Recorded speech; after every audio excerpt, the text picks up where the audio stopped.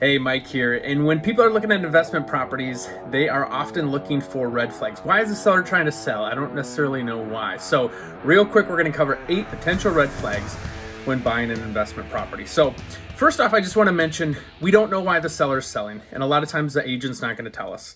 And so, it could be for very good reasons that they're just cashing out, could be that they're doing a 1031 exchange, or it could be that maybe the property is a bit of a lemon. Maybe they just don't like dealing with tenants, they don't like dealing with properties, and so having a good property manager can really help with a lot of those things. So, all that to be said, here are 8 things that we typically look for when somebody is looking to buy a property. So number 1, we're going to look at the zoning. Is it zoned properly?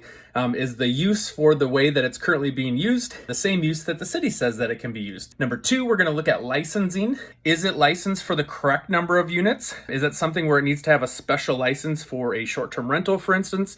Or is it a duplex, a triplex that maybe is only licensed for a duplex? So those are things we need to consider. And if it's not licensed correctly, similar to zoning, we have to know, is it something that can easily be changed? A lot of times you have to go to the city. Sometimes they approve it, sometimes they don't. So there's things that are easier or harder than others. So we're going to look at licensing second. 3 and 4 comes down to water. Water is the number one problem with homes. So number 3, we've got outside water. What does the roof look like? What do the siding and the windows look like?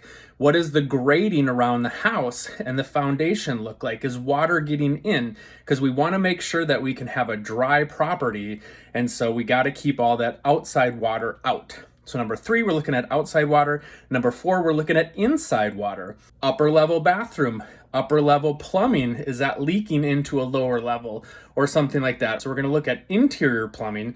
Is everything okay? We want to make sure that we keep all the water out, and we want to make sure that all the water stays where it's supposed to on the inside of the building.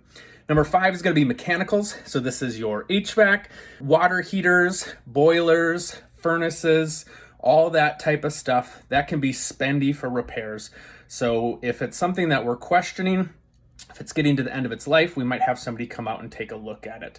Also, things like doing a sewer scan. Sewer scans can cause problems as well, so we want to make sure we take a look at that. Number 6 are environmental issues. So this might be things like lead-based paint, could be asbestos.